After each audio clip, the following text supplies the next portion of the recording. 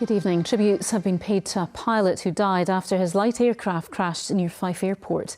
Nicholas Denison Pender from Perthshire was killed in the incident near Kinglassie on Monday morning. A colleague at consultancy firm SBD Automotive said the 50-year-old had an inspiring balance of passion, kindness and intelligence. Police are continuing their inquiries into the circumstances surrounding the crash. Pass rates for Scottish pupils in science, technology, engineering and mathematics subjects are very worrying, according to education experts. The analysis is by the Commission on School Reform, which is part of the Reform Scotland think tank. The Scottish Government says not all pupils sit Nat 5s in S4. Graham Ogston reports. 3/4 of S4 pupils in Scotland passed their National 5 English this year. But when it came to STEM subjects, that's science, technology, engineering and mathematics, it was a different story. Only 40.1% of the year group gained an A to C qualification at this level for maths, while just over a quarter of the total S4 year group passed the most popular science subject, biology, at National 5 level in 2024. When it came to computing science, it was 9.8%. The report analyses SQA exam data based on the total number of S4 pupils, rather than the number which sit the examination. It's published by an independent group of education experts set up by the think tank Reform Scotland. As a country, we need scientists, we need engineers, we need architects and surveyors, we need doctors and vets. All of these courses and many more rely on STEM subjects. And we already know in Scotland we have a skills shortage. It's only going to get worse as fewer people come through the system with the kind of basic qualifications that will allow them to take up these opportunities. The Scottish Government says that if the position was as the Commission suggests, it would share their concerns. However, they've pointed out that not all pupils sit their National 5s in S4. They said when pupils take their exams is decided by parents, teachers and the pupils themselves at an individual school level, saying that this means young people are entered at the level of qualification at which they have the best chance of achieving success. Graham Ogston, reporting Scotland. The family of a taxi driver who was murdered in Aberdeen more than 40 years ago are offering a £10,000 reward for a voluntary DNA swab that leads police to the killer. George Murdoch was found dead beside his taxi in 1983. Last year, police revealed that they had what they believe is the DNA profile of the killer, with an initial 200 genetic matches. They don't have any information, and they're not the killer. It's not just, they'll be absolutely clear.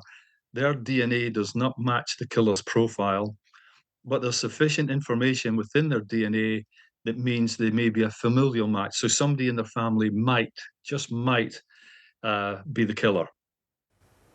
A section of the M8 motorway was closed for much of the day due to a raw sewage spill near Braehead Shopping Centre in Renfrewshire.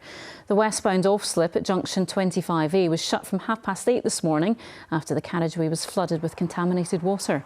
Traffic Scotland say a fractured sewage pipe was the cause. The carriageway reopened at around 4:45. To football, and Rangers manager Philippe Clement says his side threw away 3 points in a late loss to St Mirren last night.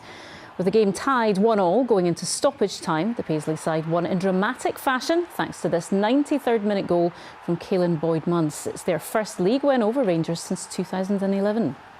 Moved the ball really well first half. We pressed them really high, which is a brave thing to do against the Rangers side that can hurt you with their front four. But we didn't do that in the first 15 minutes. So we've proved a point to ourselves. When you sit off and show too much respect, good teams will hurt you.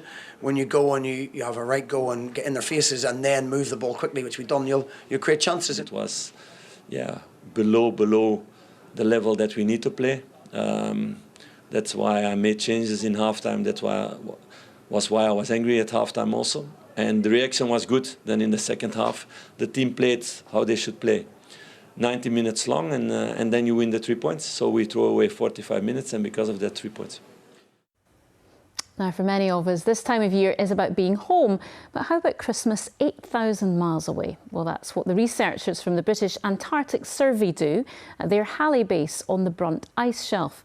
One of those working there is Jack Gordon from Lenzie in East Dunbartonshire. Every direction you look in, it's just flat white ice as far as you can see. Here at Halley, we're in the middle of an ice shelf, so wildlife, it doesn't really exist, to be honest. It's almost like we're in the middle of a desert. I mean, it's nothing like home at all. Down here, especially at Halley, it's very much a working station, and round about Christmas is sort of our busiest time of the year. This year we'll have a day off. We'll have, a nice Christmas lunch, like you would back home. We all live together, we all work together, eat together, etc. So everyone sort of becomes one big family. It's a really nice community, which is something we strive to have down here, especially being so far away from home. I love Glasgow. I miss home as well. It was just I felt like I was going nowhere in the line of work, and I just wanted to do something different. And I hadn't really been away from home before, so I quite like the sort of isolated feeling you get looking around and walking on the snow. Such an amazing place. And they're having far more festive weather there, Judith, aren't they? Watch this space. Thanks very much, Laura. Very good evening. It's been a very quiet week of weather. We've had a weather front waxing and waning for the last few days, and it's still with us tonight, bringing a lot of cloud, some damp conditions for southern and central Scotland, some clear spells in the east, but a pulse of heavier rain moving into the northwest, sinking into the West Highlands and North Argyll as we head through the latter part of the night. Clearing skies, though, across northern Scotland, with 1 or 2 showers into the western and northern Isles. And temperature-wise, still holding above freezing, so nothing, no frost tonight, maybe around about 8 further south. Into tomorrow, quite a lot of cloud around first thing and a dampness here and there. That front sinking southwards, breaking up into just bits and pieces of rain, and much brighter across northern Scotland tomorrow, much more in the way of sunshine than we've seen of late. Quite blustery for the northwest, the Western Isles and the Northern Isles, pushing in some showers at times, and temperature-wise around 6 or 7 in the north and 10 in the south.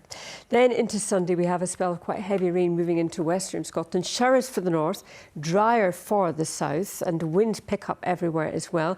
Temperatures up to 10 Celsius.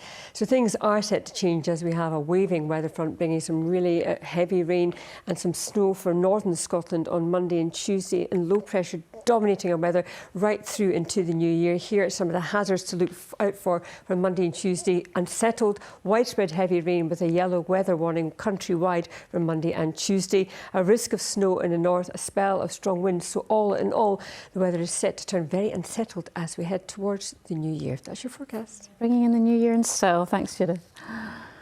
And that is Reporting in Scotland for now. Our next update is with Graham Stewart at around 5 to 11 tonight. In the meantime, enjoy your evening. Good night.